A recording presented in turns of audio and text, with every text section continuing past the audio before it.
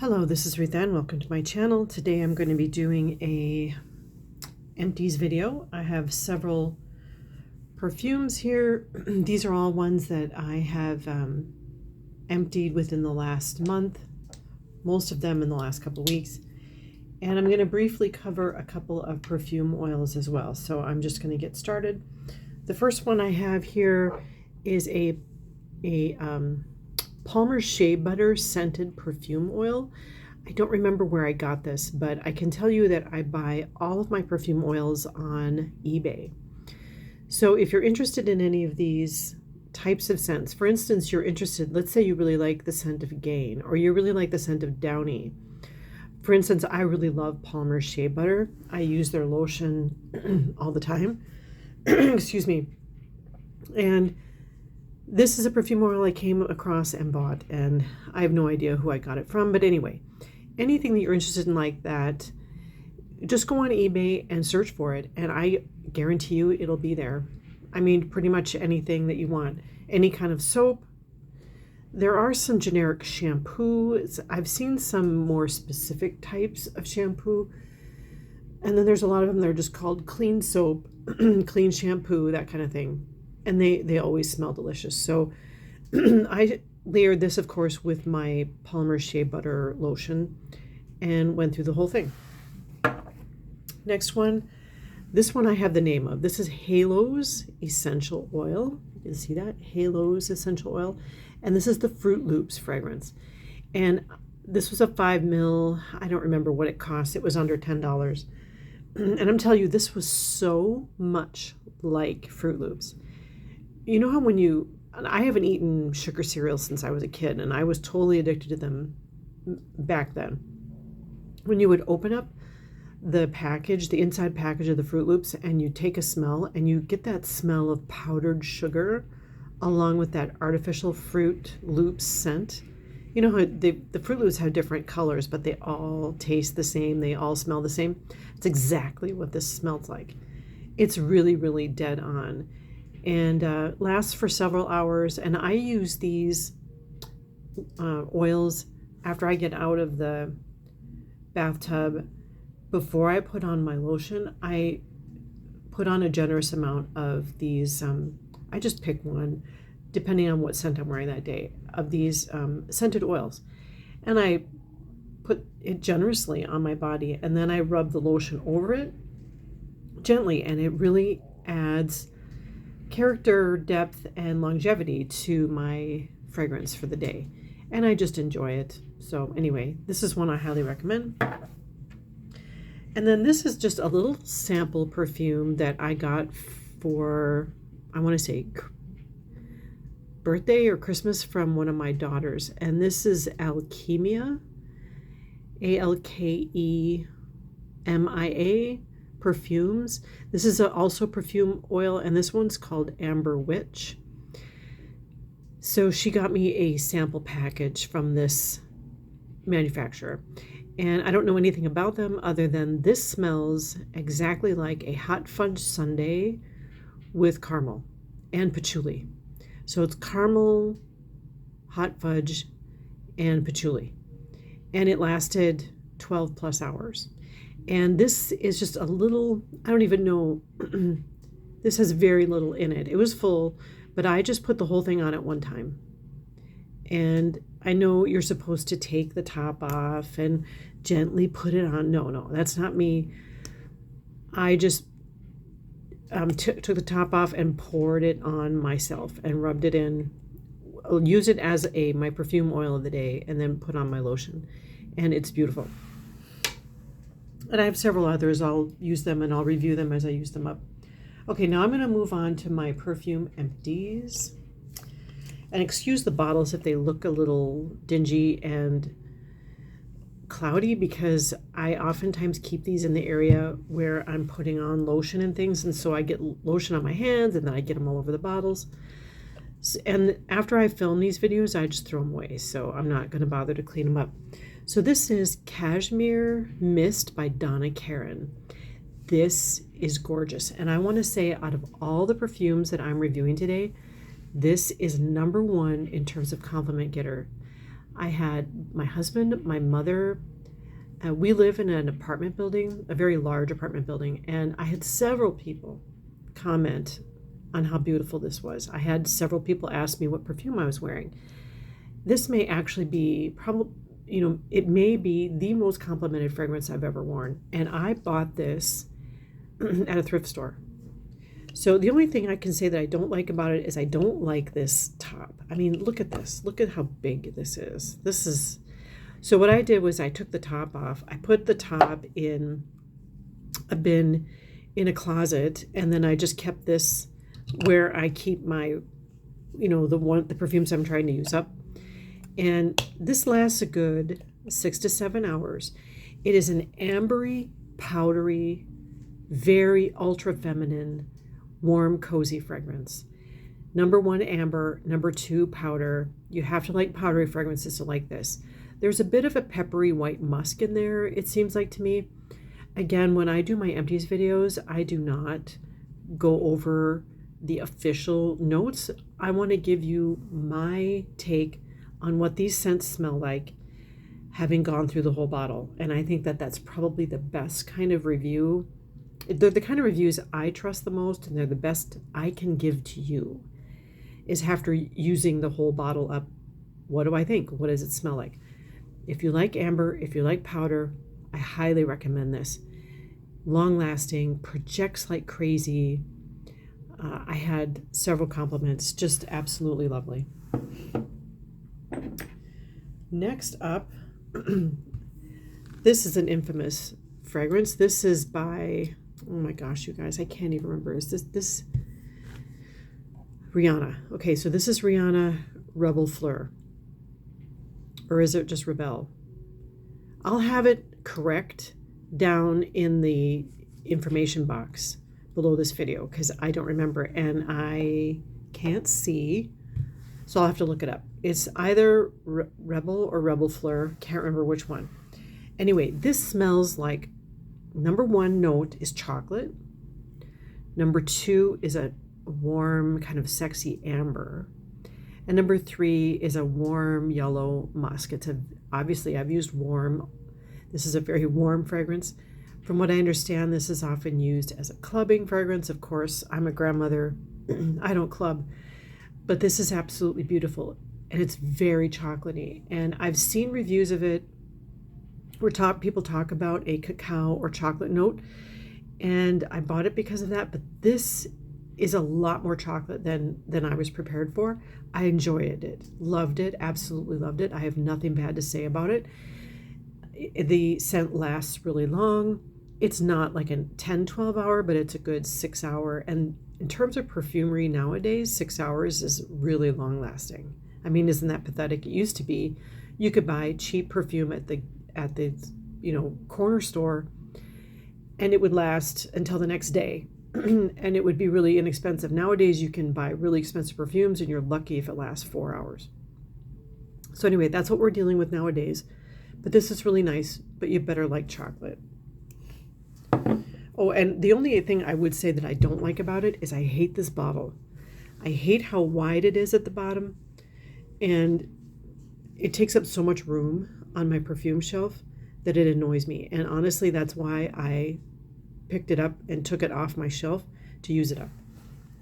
All right, next up, I have another gorgeous fragrance. This is Amethyst by Lalique. This is a renowned fragrance. A couple of years ago when I was really, really into watching perfume videos and I was building up my perfume collection, I saw a lot about this perfume. And this is very love it or hate it. Some people love it, some people hate it. There's not a lot of people in the middle. And I'm going to say, after having used the whole bottle, that I'm a little in the middle. So maybe I'm unique in that way. But this is a dark berry plum kind of a fragrance, but it also has, and the notes that tend to turn people off are the green notes. So you get these, so if you look at the bottle, there's all these vines on here.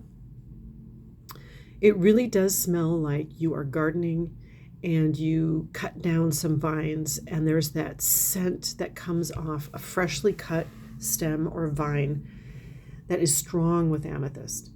And when you first spray it, you get this lovely hit of dark berries and plum. It's very sexy, very mysterious, something that you would wear with a black turtleneck, that kind of a thing.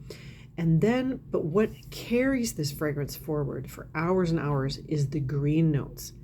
Now, I love green and I love green notes. This one almost took me to where it was too much. And I'm a lover of Chanel No. 19. That's how much I love green notes. And this one was just a little bit too pungent, is maybe the word I would use, a little too aromatic, a little too herbally for me. Those green notes are. The other thing that I would say about this is the people around me don't seem to pick up the green notes. For instance, I would ask my husband, do I smell like a bush?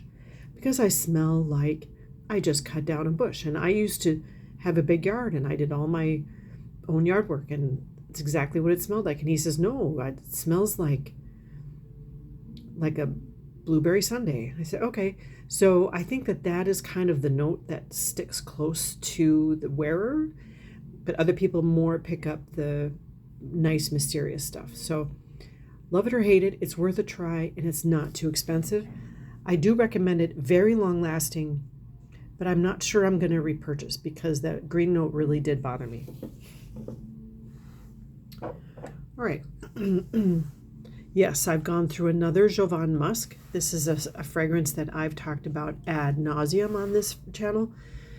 So I'm going to talk about it again, but not at length. This is a 1970s. It was a huge popular fragrance in the 70s. All of my girlfriends wore it. It was the reason why I didn't wear it in the 70s. In the 70s, I was a kid, okay? And then in the 80s, I was a teenager. So I was born in 1967. So that gives you an idea of when this was really at its height of popularity. Late 70s, I remember it being everywhere. It was sold at every drugstore you could imagine, flying off the shelves. This is just a warm yellow musk with a strong hit of soap. It's a soapy, sexy yellow musk. It's very natural in its scent profile, and it's really lovely. And it's definitely in my top 5 of all time fragrances. I have several backups. I'm never without it. The only thing about Javon Musk, and this is the woman, it's not unisex. There is a man's version as well, just so you're careful about that. You've got to get the one with the orange top. There is a larger full 3.3 ounce bottle that has a gold top on it. That is a different formulation and it smells different. It's not as good and it's not as long lasting. Get the orange top, absolutely, if you like musk. It also has aldehydes in the opening, but the aldehydes die down real quick and it just becomes absolutely gorgeous. This is my husband's favorite fragrance. Whenever he smells me put it on, he thinks I'm sending him signals. So that's how much you get the idea that he likes it.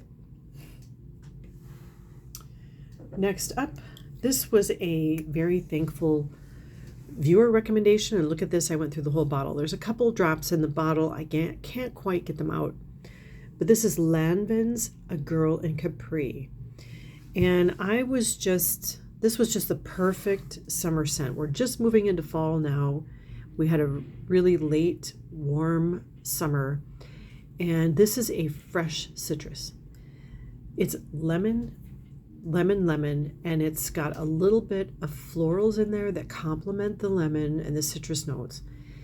And it's just this fresh citrus, clean girl aesthetic. And it's absolutely perfect. This is a fragrance that you could wear to a wedding. You could wear it doing housework. You could wear it taking out the garbage. You could wear it to the store. You could wear it. I would wear this. I'd have no hesitation wearing this if I were meeting the King of England. And I'm not kidding. Lanvin is a French house that makes very high quality fragrances. The other thing I want to say about this is the sprayer, the atomizer on here is amazing. It puts out a ton of fragrance, atomizes beautifully. One time I actually sprayed this on when I was standing near the sunshine that was coming through the window, and I could see the mist and the fineness of the mist, and it just I mean, it filled up half of my bedroom. That's how good the mister is on this. And it's not very expensive. The only downside to this is, just like all citruses, it doesn't last super well. I would say it's got at least 4 hours, which is probably the best for a citrus heavy perfume that I've experienced. The other thing I like about this is most citrus fragrances nowadays are sweet. They go in the lemonade, lemon flavored cookie, lemon flavored cake, and I don't like that. I actually think citruses should be fresh. That's just my opinion. I like a fresh citrus. I do not want to smell like lemon cake. I like cake, but I'm when I want my citrus fresh, I want citrus fresh. I don't want sweet sugary, because sweet sugary citrus for me is extremely cloying. And it makes me feel nauseous in the summer. So in the heat, I want just a fresh citrus, and this is perfect. Perfect. So if you're watching, whoever it is that you recommended this to me, put a comment down below so I can thank you personally. And I really, really love it. All right, and I have one more empty, and this is Pure Musk by, this is not Al Rehab.